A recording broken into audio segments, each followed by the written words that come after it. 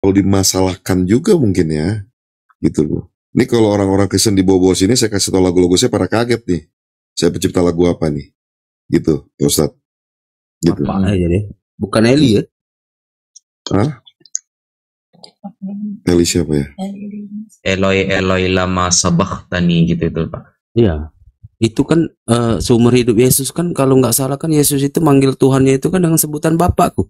Bapakku atau Abbaku kan bahasa kitanya kan. Kenapa Iya. waktu disalib itu berubah dia manggil Tuhannya itu, manggil Bapaknya itu dengan sebutan Ya, Eli, Eli. Enggak masalah sebenarnya mau pakai Eloi kah mau pakai Enggak, waktu disalib Allah kah? ini Pak Ustadz. Iya. Berubah dia. Seumur hidupnya kan manggil Bapak terus dia kan. Kenapa waktu disalib berubah, nggak manggil Bapak lagi, manggil Enggak, Eli? maksudnya bukan ke sana, teman-teman. Boleh pakai Allah, boleh. Tapi kaidahnya juga dipakai gitu, Pak. Jadi tidak pernah kata Allah itu, Bapak baca sendiri tadi ya, itu website orang Arab mengatakan tadi adalah Yahweh adalah ismun min asma'illah, termasuk nama Allah. Berarti Allah itu nama, Pak. Makanya Kristen Arab itu mengatakan semuanya Allah itu nama. Cuma Indonesia aja yang bilang itu gelar. Makanya saya kadang heran. Jadi mana? Heran Pak ya. Sesembahanmu itu namanya Allah. Apa ini datang-datang? Apalah Judas ini ya. Sini tampilkan ayat Al-Quranmu. Memang harus disalib Judas ini. Jadi menurut saya itu Pak Ustadz, itu hal-hal sih menurut saya yang nggak perlu diinin, karena kembali kan yang terpenting adalah imannya Pak Ustadz kalau buat kami ya, gitu loh. Kita tidak permasalahkan nama Allahnya itu, walaupun buat orang Muslim itu masalah, tetapi buat kita di Kristen itu bukan berarti kita berniat untuk mengambil hak punya orang, tetapi yang terpenting di dalam Kristen itu buat kami yang mendasari kita menjadi Kristen itu adalah kita percaya Yesus adalah Tuhan, gitu Pak Ustadz. Iya. Kalau saya percaya kok, percaya maksudnya LAI tidak sedang meniru ya. Makanya saya bilang tadi Pak Ustadz, sorry Pak Ustadz, makanya kan banyak sekali kata-kata di Indonesia ini yang dipengaruhi, diserap oleh dari bahasa Arab, kayak contohnya Alkitab gitu kan, itu ngaruh gak Pak? Dari Arab juga Pak? Iya, Alkitab yang jelas dari bahasa Arab, ada alnya. Iya, itu yang saya maksud Pak. Jadi tapi mungkin kalau almari bukan bahasa Arab Pak ya, meskipun ada alnya. Iya, saya nggak tahu itu Pak, sorry Pak. Iya. Ya kalau saya nggak tahu, saya bilang nggak tahu Pak. Siap. Soalnya kadang ada orang bilang gini Pak, yang Arab itu intinya ada an, in, un katanya. Jadi kalau kitab, kitabun, masjid, masjidun, oh berarti kalau alun-alun gitu. Kan nggak pantas juga Pak. Jangan Jadi kalau saya bilang diskusi ini tuh sebenarnya indah kalau kita tidak saling menghujat ya Pak Ustadz ya. Nah, iya. Setuju. Iya, sampaikan aja kebenaran yang menurut misal orang Muslim. Itu menjadi masalah, kata Allah menjadi masalah itu dalam dunia perdiskusian Pak, dalam dunia ilmiah. Iya. Sebenarnya ya kalau orang Islam di kampung ya, di kota ya gak ada yang ngomong itu Pak. Maksudnya ketika sudah didiskusikan menjadi kajian ilmiah memang masalah. Karena sejauh yang saya tahu, nah baik di Mesir ya, di Palestina juga, dan di mana-mana saya tanya kepada teman-teman saya yang di luar negeri itu semuanya gak ada yang bilang Allah itu gelar gitu dalam dunia perdiskusian. Tapi ya bagaimanapun kita di Indonesia kan Bhinneka Tunggal Ika Pak. Jadi ya kalau diskusi ilmiah ya diskusi ilmiah. Yang penting jangan sampai menghujat gitu. Betul, setuju.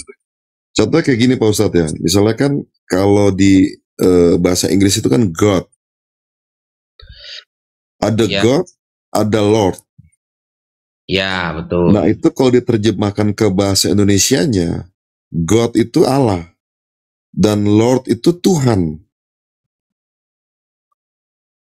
Lord itu pakai kamus apa itu? Lord itu bisa Tuhan maknanya itu. Kalau Bapak lihat Pak Ustadz lihat itu di kamusnya itu ada tulisan Lord itu arti bahasanya, coba lihat di itu. Ini saya punya ini Pak ya. Ini saya punya Bible bahasa Arab Pak.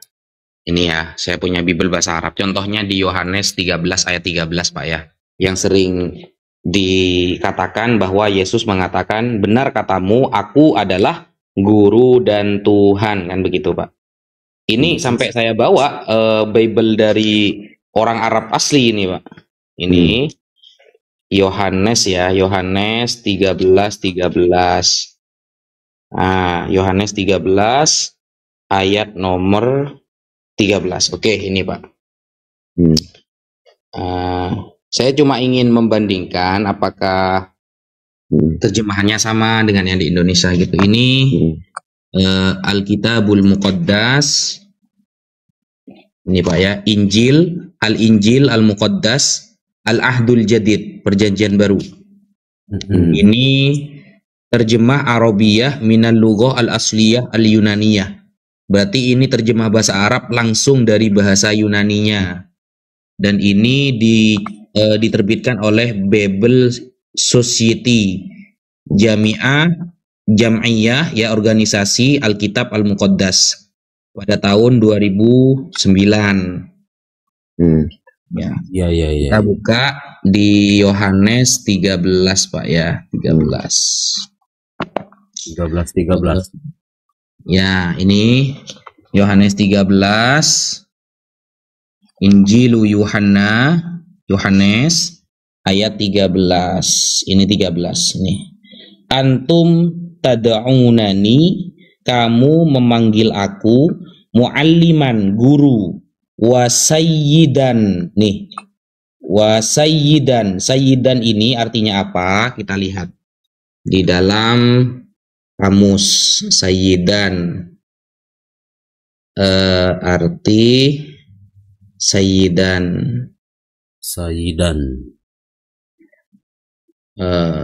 sebentar.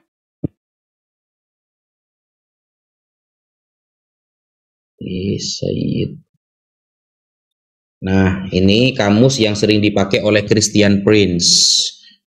Kamus namanya Al-Ma'ani. Sayyid. Apa arti sayyid di sini? Sayyid, tuan, raja, ketua, kepala, baginda. Ini artinya Pak, sayyid. Jadi saya heran juga, Lord, ini kan tadi sudah saya baca kan, ya, bahwa Bible ini dikeluarkan oleh lembaga resmi dari Kristen tahun 2009, langsung diterjemah dari bahasa Yunaninya. Ternyata berbunyi sayyid, tuan, raja. Kalau yang Tuhan itu, Lord, dikatakan Tuhan itu di kamus apa kira-kira Pak? KJV mungkin ya. KJV. Kalau KJV kan bahasa Inggris Pak, ya tetap Lord lah. Oh, maksudnya apa? Di Indonesia, kamus Indonesia yang Lord dimaknai Tuhan itu kamus apa gitu? Dimaknai Tuhan. Oh, terjemahannya maksudnya. Iya, kamus bahasa Indonesia apa yang memaknai Lord itu sebagai Tuhan? Kalau di KJV ya tetap Lord, kan pakai bahasa Inggris Pak. Kamus bahasa apa di Indonesia yang memaknai Lord menjadi Tuhan? Artinya Tuhan. Yang umumnya KBBJ ya, umumnya ya. Di KBBI Lord Tuhan, nggak ada yang Tuhan Pak. Nggak ada yang Tuhan. KBBJ Pak, Kamus Besar Bahasa KBBS. KBBK ya, Kamus Besar Bahasa Kristen. Mungkin ada keluaran Kristen yang pribadi mungkin Pak. Mungkin. Akal itu Pak. Iya. Jadi mungkin ya husnudzon saya begini. Kalau suudzon kan pikiran buruk. Kalau husnudzon kan pikiran baik Pak. Pikiran baik saya, Kristen itu sudah punya konsep sendiri gitu loh. Paham nggak? Bahwa Lord itu ya sudah bisa Tuhan, bisa Tuhan. Mungkin seperti itu, cuma seharusnya ada kamus Alkitab yang tercetak. Jadi kita bisa baca Pak sebagai rujukan, sehingga LAI bukan hanya menerbitkan Alkitab, tapi juga kamus Alkitab. Itu enak itu, Pak, kalau bisa diusulkan. Jadi Kristen sudah memberikan makna Lord atau Kyrios dalam bahasa Yunani atau Sayyid dalam bahasa Arab, itu bisa bermakna Tuhan, bisa bermakna Tuan. Kalau ada kamus LAI-nya enak sebenarnya. Cuma karena gak tercetak, sehingga kita sampai sekarang masih mengira-ngira itu masih asumsi gitu loh, Pak. Karena gak ada kamusnya. Benar-benar. Kalau Tuan itu kan artinya apa, Pak? Tuan itu panutan, baginda, Pak, bukan Tuhan. Kalau Tuhan kan lebih makna ke penguasa nanti. Penguasa itu pemilik dunia lah, seolah-olah gitu. Kalau di kamus KBBI. Bisa juga kan itu apa namanya tuh seperti pemilik, Pak ya? Iya, pemilik dunia ini gitu. Misalnya kan apa namanya tuh seorang hamba tuannya si A gitu. Itu kan pemilik, Pak, ya, Pak? Iya, susahnya ketika kata Kyrios dalam bahasa Yunani, dalam bahasa Inggris itu cara bacanya kan Kyrios, Pak. Karena ada harokatnya, kan ada nikutnya di sana dalam Ibrani. Oke, terus? Nah, kata Kyrios itu secara bahasa Inggris kan Lord. Nah, kalau kita memaknai itu Tuhan, nanti akan ada Tuhan selain Yesus di dalam Bible, karena yang disebut Kyrios bukan cuma Yesus, Pak. Itu repotnya. Iya. Lalu alasannya pendeta siapa itu namanya, ya Allah? Ada itu pendeta itu, Pak, Esra Soru. Nah, pendeta Esra Soru akhirnya bilang begini. Oh, Kyrios ini punya dua makna memang. Kalau kepada Yesus, maknanya Tuhan. Kalau kepada selain Yesus, maknanya Tuhan. Nah, kalau pakai standar seperti itu, akan fatal lagi, Pak. Karena LAI menyebut Yesus sebagai Kyrios, itu ada yang nerjemahnya pakai Tuhan, ada yang nerjemahnya pakai Tuhan. Jadi LAI tidak konsisten, Pak. Kadang Kyrios ini dimaknai Tuhan kepada Yesus, kadang dimaknai Tuhan kepada Yesus. Nah, itu sudah akhirnya standar ganda kalau gitu. Berubah-ubah berarti, Pak. Sorry, Pak Ustadz. Menurut saya sih bukan standar ganda ya. Iya, gimana, Pak? Kalau misalnya artinya Tuhan itu kan pemilik. Pemilik itu luas, artinya bisa pemilik hal-hal kecil, bisa pemilik segalanya, Pak Ustadz. Gitu loh. Jadi saya bilang itu, makanya waktu mereka menganggap Kyrios itu pemilik, penguasa, itu bisa diarahkan kepada Tuhan, gitu. Dan bisa juga ketika dia ketemu sama orang-orang biasa, itu Kyrios. Kenapa? Dia hambanya. Kayak contohnya, kalau Alkitab, kalau Pak ya, Perjanjian Lama, Siti Hajar itu Kyriosnya itu Abraham. Gitu, Pak. Itu miliknya Abraham. Itu secara di dunia. Tapi kan bahasa itu tidak sesederhana itu, Pak. Gitu loh, Pak. Bisa diartikan luas, misalnya Kyrios itu tuan daripada segala tuan, misalnya gitu. Ya, makanya kan Ibu Rita Wahyu itu simpelnya begini kalau kata Ibu Rita Wahyu, Pak. Beliau kan ahli Ibrani, ahli Yunani, dan punya website namanya Sarapan Pagi Biblika, dan itu sering dijadikan dalil oleh teman-teman yang berapologet di kalangan teman-teman Kristen. Jadi beliau itu cuma simpelnya begini aja sudah, daripada ribut-ribut mungkin ya. Kyrios itu maknanya Tuhan. Kalau kepada Yesus itu adalah terjemahan secara keimanan. Nah, itu simpel itu sudah. Itu adalah terjemahan secara keimanan, karena kalau dibahas secara ilmiah kata bahasa, maka selamanya Kyrios tidak akan pernah menjadi Tuhan. Maksimal Sir atau Lord gitu, yaitu Tuan, panutan cuma gitu. Tapi karena Ibu Rita Wahyu mungkin yang ahli Ibrani dan Yunani ini sudah mungkin terdesak dengan alasan ini dan itu, ya sudah, ini adalah terjemahan keimanan Kristen gitu aja, selesai sebenarnya. Jadi menerjemah sesuai keimanan Kristen gitu aja. Itu selesai sebenarnya, Pak. bukan menerjemah sesuai keinian Kristen Pak ya, tapi saya bilang tadi memaknainya itu kan berbeda-beda Pak Ustadz. Sorry nih, bukan mau ngebantah ya. Iya. Jadi setiap kalimat itu contohnya gini, Pak Ustadz membaca Alkitab saya tentang Paulus misalnya, gitu ya. Dia tertulis banyak kan kitab surat-surat dia kan, dari Korintus, Roma, Filipi, Efesus, ya, Kolose, kan tulisan dia semua tuh ya. Nah itu memaknai tulisan dia itu, kalau di kalangan Pak Ustadz menganggap Paulus itu penyusup, tapi di kalangan Kristen, nggak mungkin Paulus itu menyusup. Orang Paulus itu mati itu gara-gara nama Yesus kok. Dia mati dipenggal gara-gara nama Yesus kok. Bagaimana dibilang dia bisa menjadi penyusup dan menghancurkan istilahnya berseberangan sama Yesus gitu loh. Kecuali dia membesarkan namanya sendiri gitu loh Pak. Ini kan saya bilang masalah pandangan orang yang berbeda-beda Pak. Termasuk kata kurios itu. Ketika kata kurios itu bahwa bilang itu sebagai Tuan kalau dimaknai secara dalam itu adalah Tuan itu kan pemilik gitu loh, gitu ya. Benar kata Bu Rita tadi kalau saya. Iya, tunggu dulu Bang Freddy. Kalau pemilik artinya saya ini pemilik hidup saya ini Tuhan, gitu loh. Iya. Gitu.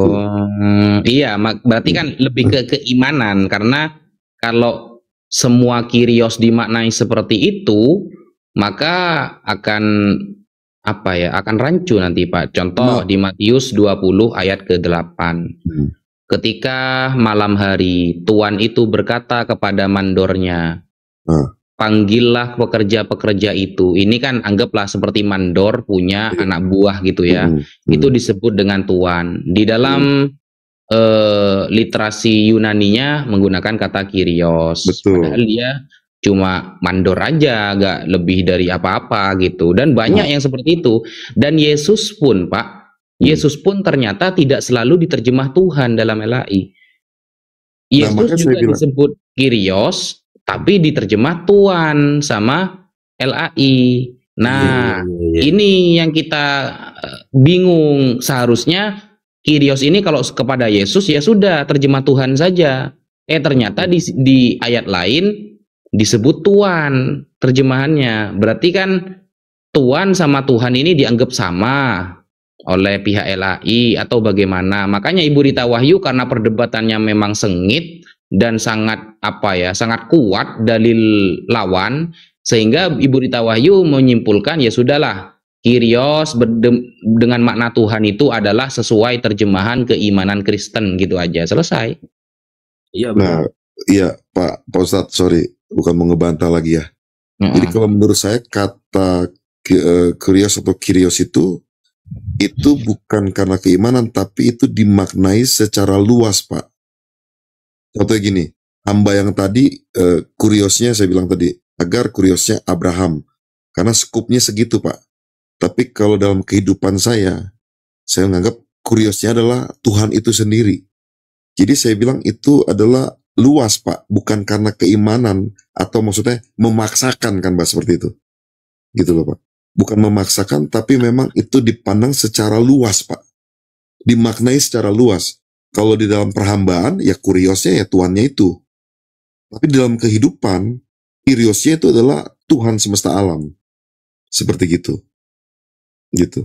Gak Tuhan apa-apa Pak. atas segala Tuhan gitu ya. Iya, bisa juga. Artinya yang memegang hidup saya, pemilik hidup saya itu adalah Tuhan saya. Siapa?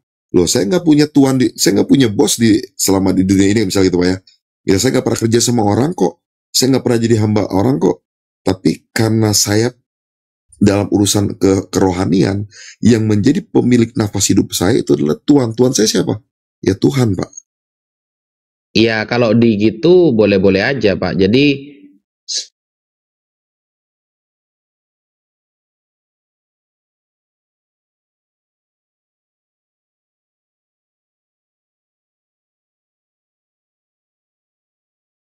yang akan ditentukan oleh penguasa yang satu-satunya dan yang penuh bahagia raja di atas segala raja, dan tuan di atas segala tuan. Tuan di atas segala tuan. Nah, ini kan disematkan kepada Yesus. Tapi pakai tuan di sini, bukan pakai Tuhan. Dan di Yunaninya pakai Kyrios. Seharusnya kalau Tuhan ya sudah Tuhan aja semuanya. Tapi kan di sini pakai tuan. Kalau konotasinya begini nanti, Pak. Secara keilmuan, ilmu bahasa, kita sudah tahu di Indonesia itu kalau tuan sama Tuhan sudah beda, Pak. Beda konotasinya nanti. Kalau tuan, meskipun atas segala tuan, ya tetap tuan. Tapi kalau sudah Tuhan, nah ini seolah-olah kan yang pantas disembah, yang apa namanya itu, pemilik dunia, kan begitu. Konotasinya beda nanti. Makanya kan seharusnya LAI kalau memang Kyrios dimaknai Tuhan kepada Yesus, ya terjemah Tuhan semua. Ternyata di beberapa ayat diterjemah Tuhan meskipun disematkan kepada Yesus. Nah, inilah maksudnya.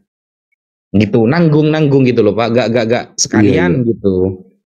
Enggak sih, Pak. Menurut saya itu juga sebuah kewajaran ya, maksudnya gini, Pak Ustadz. Ada waktunya memang Kyrios itu bisa dimaknai sebagai Tuhan. Tapi ada satu situasi di mana Kyrios itu memang dimaknai sebagai Tuhan yang sebenarnya Tuhan yang besar, maksudnya, Pak. Nah, itulah artinya terjemahan keimanan namanya, Pak, kata Bu Rita Wahyu. Kalau saya menganggapnya itu sesuai keimanan. Itu anggapnya saya adalah pemahaman yang sangat ini, Pak ya, sangat luas tentang kata Kyrios itu ya, Pak. Gak apa-apa, Pak Ustadz. Makasih banyak buat ininya, buat diskusinya juga nih. Siap, sama-sama Pak Jack. Iya. Edu Chris. Ya, selamat pagi. Sudah, sorry aku ketiduran ya tadi ya. Iya, ada yang mau disampaikan? Iya, aku terakhir dengar masalah Kyrios ini ya, Pak Ustadz ya. Yang setahu aku, Kyrios ini satu kata yang mengandung dua makna, tetapi tidak ada kata Indonesia yang mengandung arti seperti itu. Itu yang pertama. Maksudnya? Kyrios itu bisa satu kata Yunani yang bisa mengandung arti Tuhan dan Tuan. Referensinya di mana? Tapi di Indonesia, itu bahasa Indonesia tidak ada satu kata yang seperti itu. Akhirnya dibuatlah Tuan huruf kecil T dan Tuhan huruf besar T. Itu setahu saya ya Pak Ustadz ya. Iya. Okay, itu Mas nemu referensinya di mana? Kalau Kyrios memiliki dua makna Tuhan dan Tuhan, itu di mana referensinya? Ya, itu salah satu referensi ya, catatannya Rita Wahyu ya. Kalau Pak Ustadz di mana? Dipakai, coba di Rita Wahyu di websitenya dia, di websitenya dia Pak Ustadz. Oke, kita buka ya websitenya dia ya. Ya.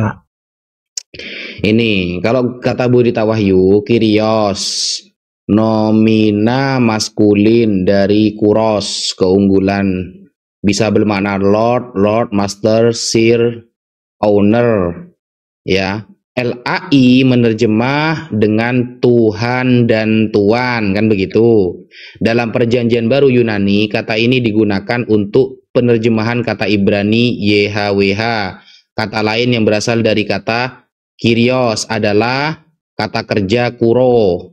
Nah, coba lihat kesimpulan beliau itu. Kesimpulannya adalah, kata beliau, catatan Yunani Kyrios ya atau Kyrie yang ditunjukkan kepada Yesus diterjemahkan dengan Tuhan, ini adalah terjemahan keimanan Kristiani bahwa Yesus Kristus adalah Tuhan atas segala Tuhan. Jadi itu terjemahan apa namanya itu keimanan, bukan dalam sisi bahasa, bukan. Coba catatannya Ibu Rita Wahyu dibaca, itu kesimpulan dari beliau. Sebenarnya tidak masalah, itu kan keimanan jenengan, saya tidak mau ganggu itu. Cuma saya sayangnya ke LAI itu nggak konsisten. Seharusnya ya kalau Kyrios kepada Yesus ya tulis Tuhan semua, jangan yang satu Tuhan, satu bilang Tuhan. Seolah-olah kayak gak konsisten gitu loh. Padahal konteksnya sama-sama menerangkan tentang Tuhan atas segala Tuhan. Makanya Pak Ustadz tadi saya potong bentar. Makanya saya bilang tadi kan kata Tuhan itu dan kata tuannya itu tergantung kondisinya, Pak. Gitu loh. Seperti misalnya tadi Bapak bilang masalah siapa tadi itu siapa sama siapa manggilnya kan kurios juga kan. Itu kan sekupnya manusia sama manusia, Pak. Tapi ketika kita berbicara tentang itu Yesus, yang kita anggap itu adalah pemilik hidup kita, Pak. Karena kita maksudnya tuh percaya, mengimani bahwa Yesus adalah Tuhan, maka kita anggap dia itu kuriosnya dia itu adalah pemilik hidup kita, Pak. Loh, kita nggak kerja sama Yesus kok, ngomong kasarnya. Kita nggak jadi ininya Yesus kok, tapi berhubungan dengan kepemilikan itu, Pak, Tuhan, gitu loh, Pak. Seperti ya, gitu. Saya lanjut ya, Pak Ustadz. Pak Ustadz, sorry, saya cuma pakai satu HP, jadi saya waktu buka tadi ternyata saya baca nggak keluar di sini suara saya. Nah, jadi di bait pertama penjelasannya dia itu, ya di situ dikatakan istilah kurios itu mengalami kesulitan dalam penerjemahan ke bahasa Indonesia. Mungkin Pak Ustadz bisa dilihat di atas, nggak usah lihat kesimpulannya dulu. Nah, itu saya tidak setuju loh, Mas. Kalau di bahasa Indonesia itu ada satu kata memiliki dua makna itu tidak ada katanya kan di Indonesia. Itu sebenarnya tidak setuju saya. Ada loh di maksudnya Indonesia kata itu. Kyrios itu, Pak Ustadz. Kata Kyrios itu kan satu kata tuh, Yunani itu, ya. Iya. Makanya Rita Wahyu menulis di alinea di atas itu, dia katakan dalam penerjemahannya kesulitan. Gitu. Kenapa? Karena tidak ada kata Indonesia yang bisa diterjemahkan, digunakan untuk menerjemahkan istilah Kyrios yang bisa mengandung arti Tuhan dan mengandung arti Tuhan. Ini loh, nggak ada kata kesulitan itu. Ini loh. Coba di tanggal berapa itu? Paling atas. Tanggal berapa? Mana? Tanggal berapa itu? Coba lihat. Aku lihat tanggal berapa? Februari ya? Februari bukan? 2006. Juni. Coba yang Februari. Yang Februari, Pak Ustadz. Ada yang Februari. Yang aku buka tuh Februari. Yang Februari. Iya. Yang aku buka tuh Februari. Cuman aku pakai satu HP soalnya. Aku baca-baca tadi pantas Pak Ustadz nggak dengar. Soalnya satu HP nggak kedengeran rupanya ketika aku buka data. Bisa sebenarnya. Kalau HP-nya bisa dijadikan dua layar bisa. Jadikan dua layar. Aduh, nggak ngerti lagi. Coba Pak Ustadz cari itu catatan yang bulan Februari, Pak Ustadz. Itu ada. Apa yang harus saya tulis ini di di Google sehingga keluar yang Ibu Rita Wahyu yang itu. Nyatatnya apa?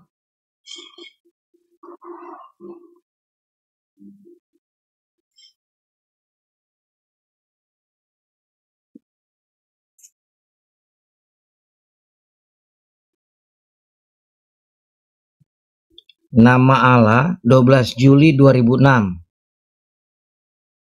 Nama Allah 12 Juli 2006. Allah 12 Juli ya. Juli 2006. 12 Juli 2006. Juni ya. Juli. Oke. Ya. 2006. Ini sarapan pagi ya, sebentar. Ya. Sarapan pagi Biblika. Sarapan pagi. Loh, udah keluar. Sarapan pagi Biblika. Nama Allah sebelum masa Muhammad ini tah. Nama Allah sebelum Muhammad ini. Sorry, ini bukan bahas masalah 2008. Kyrios ini. 2008. Sorry, Tat. 2 Februari 2008. 2 Februari 2008. Oh. 2 Februari 2008. 2008. Sarapan pagi Biblika. Ya, 2000 Februari 2008. Yesus Kristus adalah Tuhan ini. Coba Tat. Ntar. Yang ini lah. Februari 2000. Ini bukan.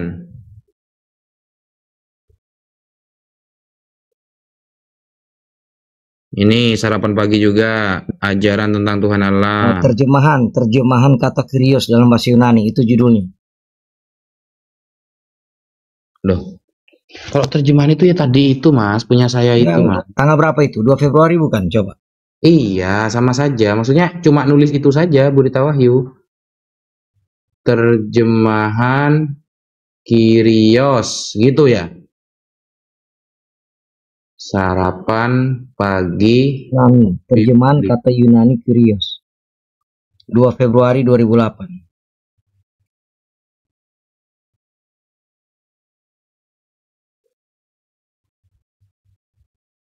Gak ada, Mas. Ada di saya ini. Bentar ya, coba aku cek HP aku satu yang mana ya, sebentar. Mudah-mudahan ada.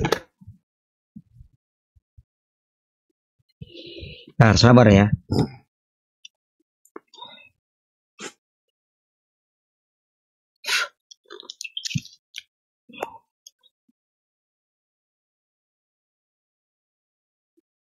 Pengertian ayat kitab, forum diskusi Kristen, nama Allah.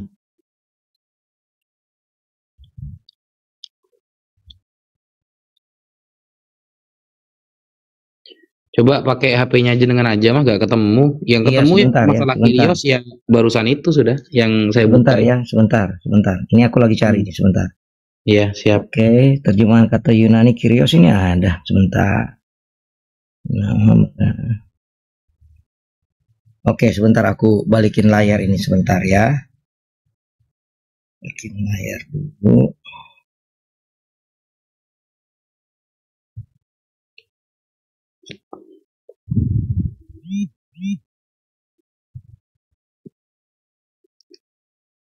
Nah, ini Pak Ustadz. Bisa baca nggak Pak Ustadz? Apanya yang dibaca sampai masih ketutupan itu loh anunya layarnya. Masih ketutup? Ini? Tutup ya? Iya, dibuka dulu lah anunya. Open cam-nya itu dibuka. Sudah, aku udah buka ini. Mana ada? Ada gak teman-teman lihat? Ini tutup, ini buka. Atau sabar, tungguin. Mungkin masih itu. Dibuka itu disimpan gitu. Ada kan kacaan simpan gitu. Oh, simpan sebentar. Oh iya, bawahnya ya sebentar. Oke. Nah, coba dibesarin Mas Host. Ini gak kelihatan. Lu mana Pak? Kok malah penampakan? Oh sorry, mati itu HP-nya. Bentar. Oh iya.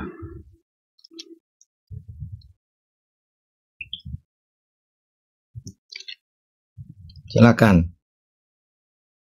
Ya, satu dari antara kesulitan yang dihadapi ketika penerjemahan Alkitab ialah mendapatkan padanan yang tepat dari kata Yunani Kyrios. Bahasa Indonesia tidak mempunyai satu kata dengan makna. Bahasa Indonesia tidak mempunyai satu kata dengan makna berganda yang tetap dipadukan dengan Kyrios dalam bahasa Yunani yang dapat dipakai bagi Allah maupun bagi orang berderajat tinggi. Kata Tuhan atau Tuhan pernah dianggap sebagai padanan dari Kyrios, tapi mengingat pertimbangan agama dan perkembangan bahasa, maka kata Tuhan dan Tuan sudah tidak dapat lagi dipakai sebagai padanan kata dari Kyrios. Ini ya. Pada masa ini, kata Tuhan dan Tuhan merupakan dua kata arti yang berbeda. Tuh. Iya, oke ya. Berarti sudah berbeda sekarang. Iya. Tapi ini kan kita bicara, ini kan dari ini dulu, Pak Ustadz. Ya. Apanya dari ini dulu? Ini, dia kan di atas gitu. Tapi mengingat pertimbangan agama, perkembangan bahasa, maka Tuhan dan Tuhan itu sudah tidak dapat lagi dipakai sebagai padanan kata dari Kyrios. Berarti terjemahan ini salah berarti sekarang itu. Ya, sebentar, pada masa kini kata Tuhan dan Tuhan merupakan dua kata dengan arti yang berbeda. Pada masa kini, Pak Ustadz ya, kan Kyrios itu dituliskan pada zaman dulu, bukan masa kini. Oke ya, itu maksudnya. Kata Burita Wahyu itu gini Mas, kata Burita Wahyu itu sekarang saat nulis itu ya. Sekarang kata Tuhan dan Tuhan itu sudah berbeda. Jadi beliau itu Iya. itu berbeda. Berarti LAI tambah salah kalau gitu. Bukan loh, ini pemahamannya. Aduh, pemahamannya bukan begitu. Pemahamannya itu. Sebenarnya gini, sederhana gini. Saya lurusin dulu bentar ya. Contohnya gini ya. Kalau lawan katanya Tuhan itu apa? Hamba kan? Budak. Betul gak? Iya, hamba sahaya atau budak. Ya, budak ya. Sama ketika kita berkata pencipta itu adalah Tuhan, kita ini kan hamba-hambanya, Pak Ustadz. Tuhan, sinonimnya Tuhan itu makhluk. Kalau sinonimnya Tuhan itu hamba. Hamba sahaya, budak maksudnya. Iya, kalau kita kan sering bahasa umum lah ya, Pak Ustadz ya. Tuhan, kami kan orang tolong gedein host. Di Muslim pun kan sama juga. Sering berdoa Tuhan, ya Allah hamba-hambamu ini gitu kan. Betul gak Pak Ustadz? Iya, hamba-hambamu itu maksudnya ini siapa? Saya tambahkan tadi. Jadi kan saya bilang Pak Ustadz itu mengarah kepada Tuhan, dan Tuhan itu buat saya sih logik ya. Tapi kata Ibu Rita Wahyu tadi sudah beda loh maknanya. Pak Jack sebentar ya. Nih Pak Ustadz tadi nanya kamus Alkitab kan, ini ada Pak Ustadz ya di belakang ya, kamus Alkitab ini. Coba. Ya, ini ya coba. Kamus Alkitab ya. Tuhan atau Tuhan itu, baca ya. Selain El yang disembah para bapa leluhur Israel, umat Israel di kemudian hari menyembah Yahweh dan menyamakannya dengan El. Menurut kitab Keluaran, nama sakral itu merupakan kepada Musa. Yahweh telah digunakan dalam syair-syair kuno seperti nyanyian Maryam, nyanyian Deborah. Asal-usulnya, makna dan pelafalannya sulit dipastikan. Setelah pembuangan di Babel, umat Yahudi amat segan kepada nama sakral itu dan melafalkannya sebagai Adonai, yang berarti Tuanku atau Tuhanku. Ya, lihat ya kamusnya ya. Adonai yang berarti Tuanku atau Tuhanku. Dalam Septuaginta, terjemahan Yunani abad ketiga sebelum Masehi yang dikerjakan di Alexandria Mesir, Yahweh dipadankan dengan kurios, artinya Tuan atau Tuhan. Ya. Oke. Iya. Kan dengan Kyrios itu orang Yahudi gak terima itu loh. Ya terserah, kan katanya kamus Alkitab. Aku bukan Yahudi ya. Ya enggak, maksudnya ya, tapi kan YHWH itu milik Yahudi gitu loh. Aku sedang menjelaskan kan iman Kristen ya, Alkitab Kristen ya, bukan Alkitab Yahudi ya. Apa sih, lanjutlah, karena kalau kata orang Yahudi seharusnya YHWH itu setingkat dengan Theos, bukan Kyrios. Pak Ustadz, aku mau menjelaskan dari agama Kristen atau dari agama Yahudi? Ya lanjut aja, tidak apa-apa. Kita kan ilmu bahasa. Ini kan dari sudut agama Kristen ya. Ya keimanan berarti ya terjemahannya. Bukan ya. Keimanan.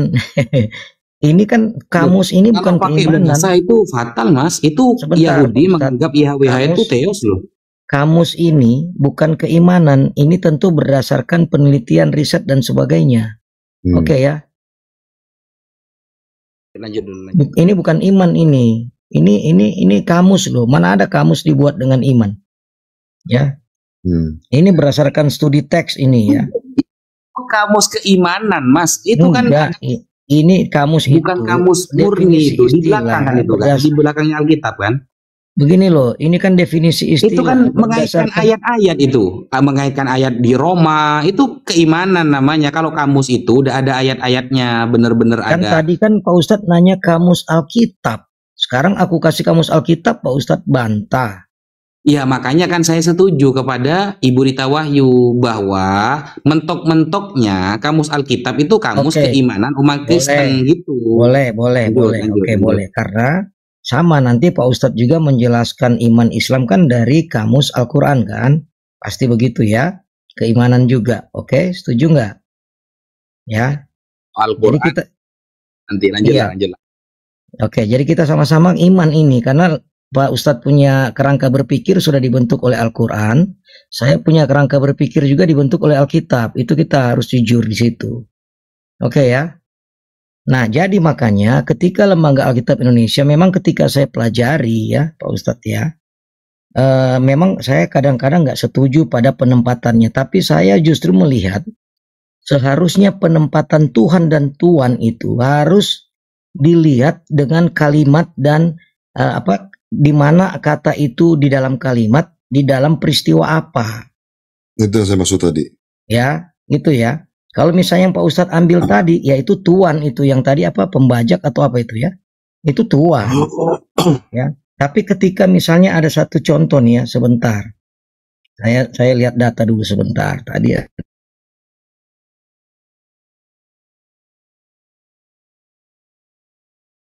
Matius 22 ayat 37.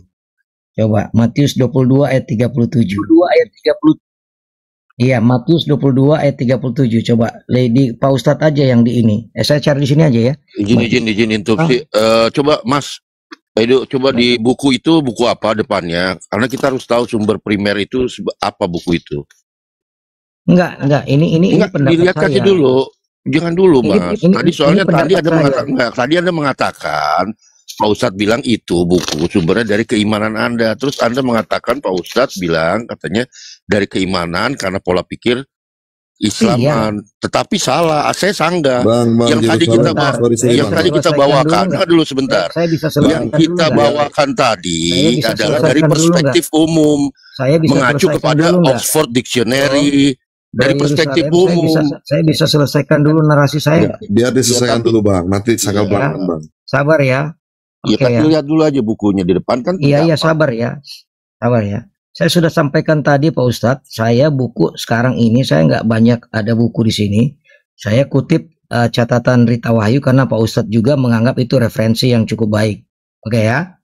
Jadi kalau Bro Yerusalem tanya buku, ya itu catatan Rita Wahyu. Nah sekarang saya sedang menjelaskan pendapat saya nih. Ya, contoh Matius 22 ayat berapa tadi? Ayat berapa tadi sampai lupa? Ayat kenapa supaya fair kita bahas dari perspektif umum, tidak bukan dari keimanan. Bro bisa jangan bantah dulu, saya sedang menjelaskan nggak Bro? Host tolong di mute dulu dong host. Silakan. Kalau di begini-begini aku jadi susah bicara nih. Saya jadi lupa ayat 17 atau 7 ini sebentar. Sebentar ya, ntar aku cek lagi. Yang tentang di mana? Sebentar, 22 ayat 37 ya. 37. Nah, jawab Yesus kepadanya, kasihilah Tuhan Allahmu. Jelas ini, Kyrios ini mengandung makna Tuhan ya. Betul nggak? Setuju nggak? Nah, jadi bagi saya, ya, Tuhan atau Tuan tergantung di kalimat mana dia. Ya, tapi kalimat ini jelas nggak mungkin dia Tuan manusia. Karena kasihilah Tuan manusia Allahmu, kan nggak mungkin ya. Itu contoh satu aja Pak Ustadz. Jadi, ya, kata Kyrios kembali lagi catatan berita tadi, itu tidak ada padanan katanya. Ya, maka penempatannya bukan seenak-enaknya saja, tapi dalam ilmu hermeneutika, ilmu memahami Alkitab, satu kata itu bisa berbeda maknanya dalam kalimat yang berbeda. Ya, nah jadi kata Kyrios ketika kata yang sama ini ditempatkan pada kalimat yang berbeda, dia bisa mengandung arti yang berbeda antara dua tadi. Kapan dia ditulis Tuhan, kapan dia tulis Tuhan. Izin.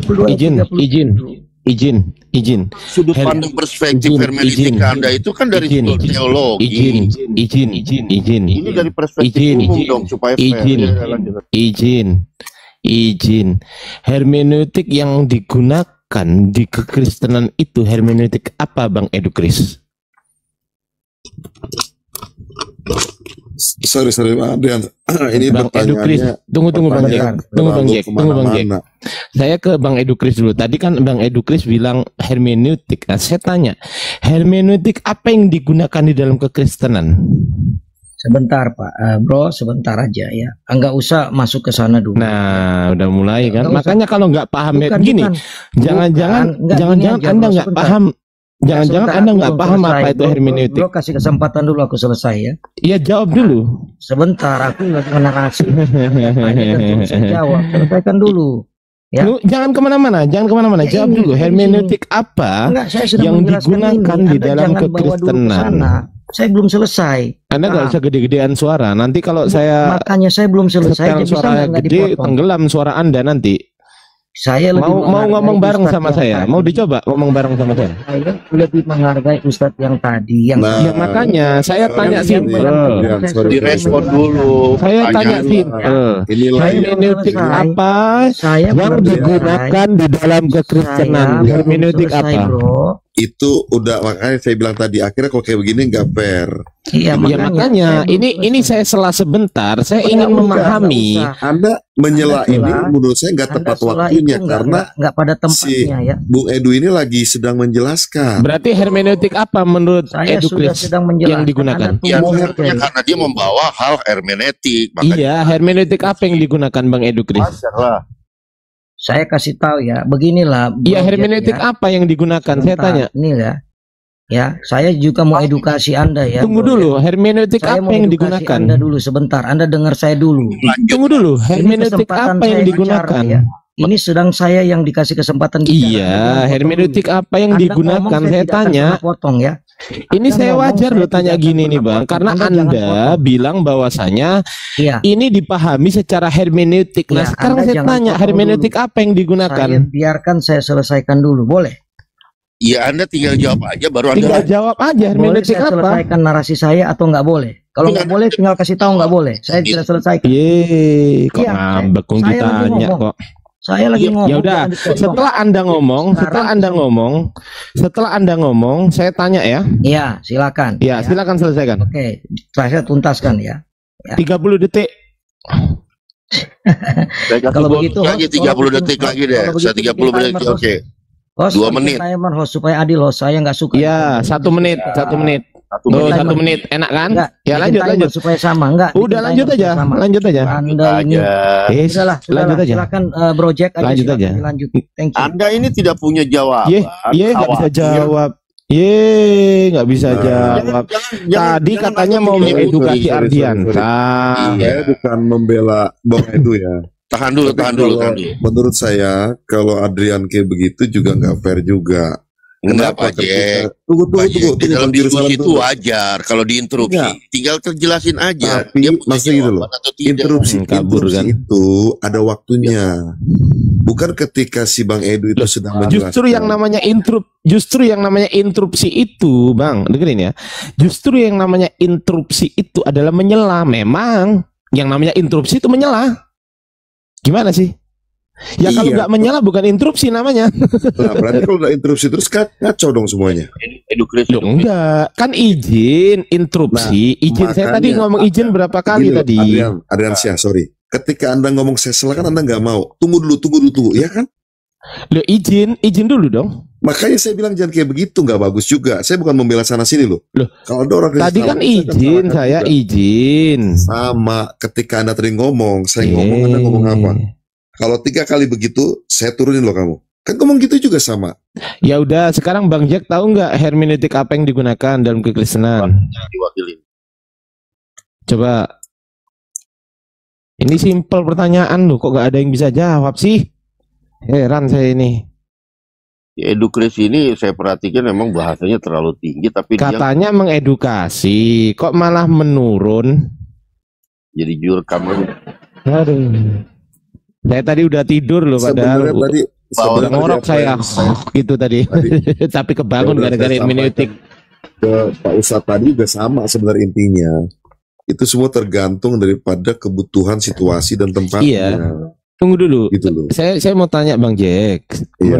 Menurut yang Anda ketahui, kalau nggak tahu sih nggak apa-apa, saya nggak akan karena beda. Anda dengan Bang Edu Kris itu beda. Saya membedakan itu gitu loh. Andai pun anda nggak bisa jawab, saya no problem sih. Saya nggak akan ketawain. Tapi kalau dia yang nggak bisa jawab, saya ketawain. Itu bedanya.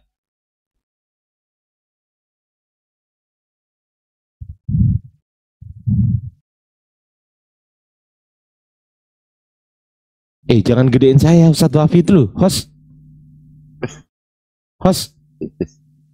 Hostnya tidur. Nah. Monitor. Aduh ya, hermeneutik apa yang digunakan? Hermeneutik ini Ardiansa selesai. Oh ya, lanjut. Kan gitu. Enak kan kalau gitu. Saya udah hampir setengah jam lebih, 1 jam mau di bawah. Dengerin aja dia ngomong. Bahasanya tinggi-tinggi terus. Edukris naik aja Bang. Nggak berani. Sampai kurang 2 hari dia kapok. Ada naik aja Bang. Jadi pada prinsipnya tentang bahasa kurios itu seperti itu pemahaman kita dan pemahaman Anda memang berbeda. Jadi kalau mau diteruskan pun percuma. Tunggu Bang Jack. Tadi kan teman Anda menarasikan tentang hermeneutik di dalam kekristenan. Ini kalau Bang Jack bisa jawab nggak apa-apa, kalau nggak bisa ya nggak apa-apa, karena Anda dengan Edukris beda. Saya membedakan itu. Menurut Bang Jack, hermeneutik apa yang digunakan? Aduh, kling lagi dia. Googling. Udahlah, saya tidur. Lanjut teman-teman. Tadi saya nemukan di bawah saya setengah jam lebih, hampir 1 jam ya kan. Nah, saya tergelitik pada saat dia bilang Anda membawa narasi dengan pola pikir Islam, ya kan. Nah ini saya bawa bukan dari Kristen, tetapi sumbernya di Lukas. Living Smile di bawah. Bukan gitu. Bang Jerusalem bukan. Dia ngomong begini. Dengar dulu. Dia bilang kalau Anda bernarasi, Anda pasti terbentuk karena Anda tuh di kalangan Islam, Muslim. Kan pola pikir, orang dia bilang begitu. Iya, pola pikirnya. Pola pikir Islam. Begitupun dengan saya pasti terbentuk oleh pola pikir Kristen. Ya, paham nggak? Lebih fair, ya kan dari perspektif umum, mari kita bahas gitu loh. Tetapi dia kepada hal keimanan. Saya sudah cek kok. Dari mulai dia bermain kata Lord aja, Lord itu ya kan dictionary, Oxford Dictionary aja itu berarti Tuhan. Tanpa di bawahnya ada keterangan di dalam dictionary itu disebutkan bahwa Lord di dalam kamus kekristenan juga disebut Tuhan. Oke, izin ya Bang Jerusalem, izin ya,